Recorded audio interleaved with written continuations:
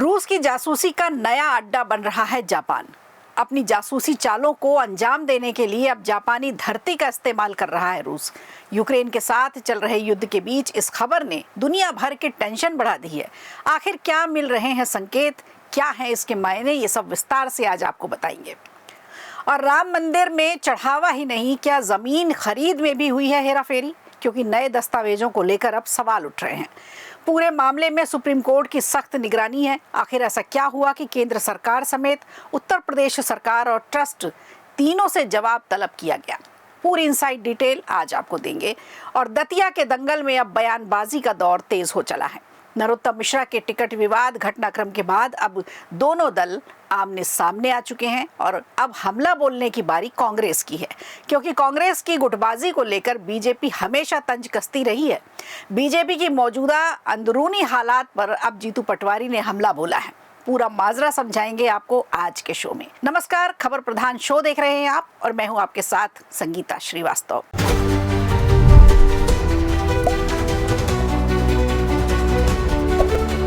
रूस यूक्रेन युद्ध के बीच एक ऐसी रिपोर्ट सामने आई है जिसने पूरी दुनिया का ध्यान खींच लिया है।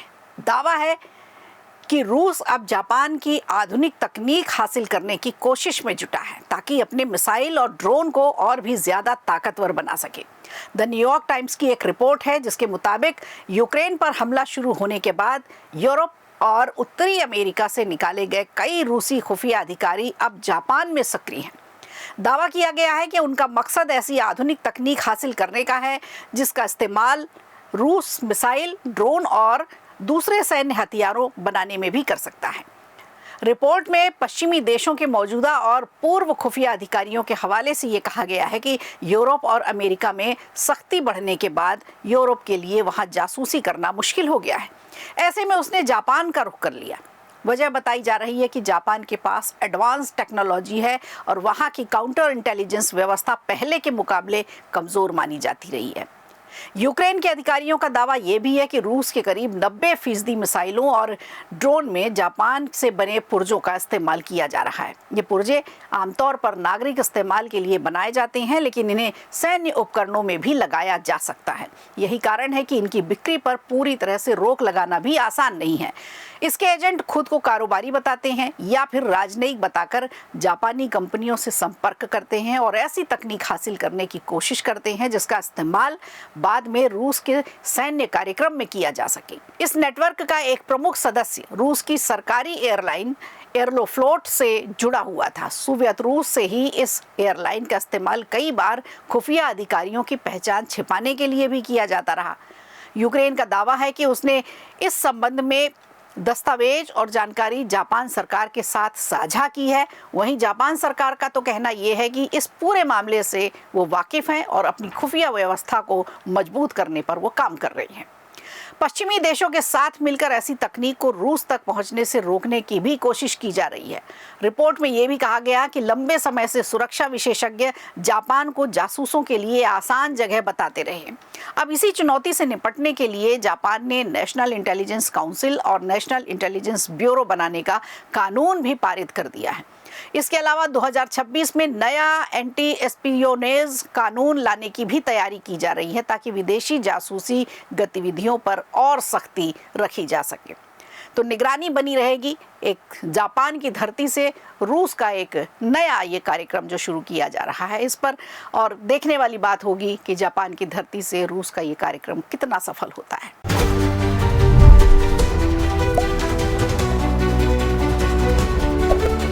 और अयोध्या के राम मंदिर में कथित चढ़ावा चोरी के मामले में अब सुप्रीम कोर्ट ने सख्त रुख अपनाया है। सोमवार को इस मामले में दायर 4 अलग अलग याचिकाओं पर सुनवाई हुई। सुनवाई के दौरान सुप्रीम कोर्ट ने केंद्र सरकार और उत्तर प्रदेश सरकार को नोटिस जारी कर जवाब मांगा है।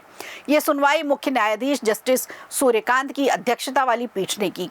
उनके साथ जस्टिस जॉय माल्या बागची और जस्टिस वी मोहन भी शामिल रहे। अदालत के सामने मांग रखी गई कि इस पूरे मामले की स्वतंत्र और कोर्ट की निगरानी में ही जांच कराई जाए। सुनवाई के दौरान सुप्रीम कोर्ट ने उत्तर प्रदेश सरकार की एसआईटी से भी जांच की मौजूदा स्थिति पर रिपोर्ट मांगी है।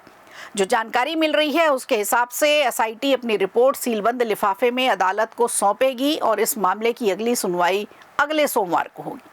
सिर्फ केंद्र और राज्य सरकार ही नहीं बल्कि श्री राम जन्मभूमि तीर्थ क्षेत्र ट्रस्ट को भी सुप्रीम कोर्ट ने नोटिस जारी कर जवाब देने को कहा है।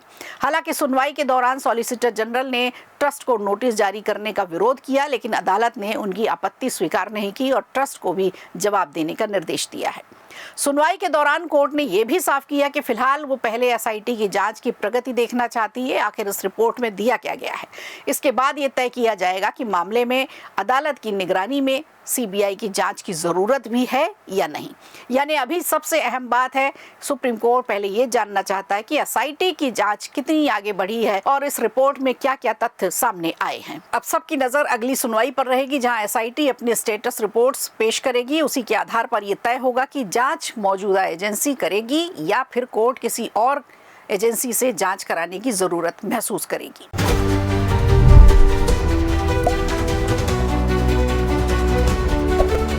और दतिया उपचुनाव में मुकाबला अब सिर्फ बीजेपी बनाम कांग्रेस का नहीं रह गया। पद और प्रतिष्ठा यहां दांव पर लग चुकी है। मध्य प्रदेश की दतिया विधानसभा सीट पर होने वाले उपचुनाव अब पूरी तरह से सियासी रंग में रंग चुका है। पहले भोपाल फिर दिल्ली से लौटकर आए नरोत्तम मिश्रा के तेवर थोड़ा नर्म पड़े हैं और धैर्य और संयम की बात करते हुए अपने समर्थकों को समझाइश देते नजर आए। टिकट को लेकर बीजेपी में मचे घमासान के बाद अब कांग्रेस ने भी अपनी रणनीति से सबको चौंका दिया है। कांग्रेस ने दतिया से अपने वरिष्ठ नेता घनश्याम सिंह को उम्मीदवार बनाया है, जिन्होंने सोमवार को अपना नामांकन दाखिल कर दिया। नामांकन के दौरान कांग्रेस के कई बड़े नेता मौजूद रहे। प्रदेश कांग्रेस अध्यक्ष जीतू पटवारी पहुंचे, नेता प्रतिपक्ष उमर सिंघार समेत पार्टी के कई वरिष्ठ नेता दतिया पहुंचे। पीसीसी चीफ जीतू पटवारी ने दतिया उपचुनाव को लेकर बड़ा दावा किया है। उनका कहना है कि दतिया की जनता के पास मध्य प्रदेश की राजनीति में बदलाव लाने का एक बड़ा मौका है। पटवारी ने दावा किया कि कांग्रेस इस चुनाव में बड़ी जीत दर्ज करेगी और बीजेपी को करीब 25,000 वोटों के अंतर से हराएगी। जीतू पटवारी ने दतिया उपचुनाव को लेकर नरोत्तम मिश्रा पर एक बार फिर निशाना साधा। आरोप लगाया कि यहां लंबे समय से रिवेंज पॉलिटिक्स चल रही थी, जिससे लोग परेशान हो चुके थे। उन्होंने दावा किया कि जनता इस बार बदलाव के मूड में है। पटवारी ने बीजेपी के अंदरूनी हालात पर भी सवाल उठाए, तंज कसा और दावा किया कि अगर बीजेपी के पुराने नेता यानी सीधा सीधा निशाना जो था नरोत्तम मिश्रा पर ही था, अगर बीजेपी के पुराने नेता चुनाव लड़ते तो उन्हें पहले से बड़ी हार मिलती। पटवारी ने दतिया में कांग्रेस की जीत का भरोसा जताया है। पार्टी ने मुख्य उम्मीदवार घनश्याम सिंह के साथ एक डमी कैंडिडेट का नामांकन भी दाखिल कर दिया है।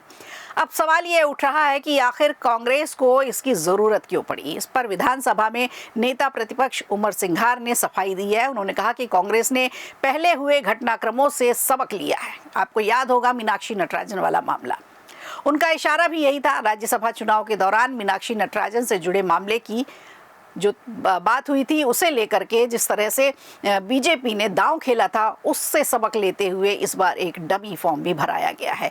तो सिंघार ने कहा कि पार्टी को आशंका है कि सरकारी तंत्र का इस्तेमाल कर मुख्य उम्मीदवार के नामांकन को किसी वजह से चुनौती न दी जा सके, इसके लिए ये सब किया जा रहा है। उन्होंने कहा इसी संभावना को देखते हुए कांग्रेस ने सावधानी बरतते हुए डमी उम्मीदवार का नामांकन कराया है, ताकि किसी भी स्थिति में चुनावी मैदान में पार्टी की मौजूदगी बनी रहे। उन्होंने बीजेपी पर भी सवाल उठाया कि भाजपा को स्पष्ट करना चाहिए कि चुनाव जनता के बीच लड़ना चाहती है या फिर सरकारी तंत्र का इस्तेमाल करना चाहती है। वहीं कांग्रेस उम्मीदवार घनश्याम सिंह की बात करें तो उनका दतिया क्षेत्र में पुराना राजनीतिक अनुभव है। इस सीट से वो 2 बार विधायक रह चुके हैं। स्थानीय स्तर पर उनकी पकड़ बहुत मजबूत है, इसलिए कांग्रेस को उम्मीद है कि उनका अनुभव और जनाधार पार्टी के लिए फायदेमंद साबित होगा। इसीलिए वो 25,000 से ज्यादा जीत की बात कर रहे हैं। नामांकन के दौरान दतिया के पूर्व विधायक राजेंद्र भारती भी मौजूद रहे। उन्होंने कहा कि कांग्रेस ने उन्हें भी चुनाव लड़ने का प्रस्ताव दिया था, लेकिन उन्होंने चुनाव लड़ने से इनकार कर दिया। भारती के पिता 5 बार के विधायक रहे, जबकि वो खुद 3 बार विधायक बन चुके थे।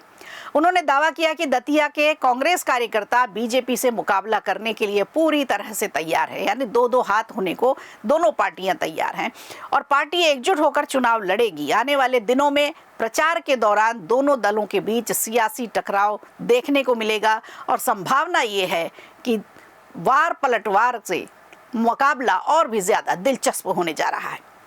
तो खबर प्रधान शो में आज के लिए इतना ही। दीजिए इजाजत, नमस्कार। वीडियो अच्छा लगा हो तो लाइक कीजिए, शेयर कीजिए और कमेंट बॉक्स में हमें जरूर बताइए।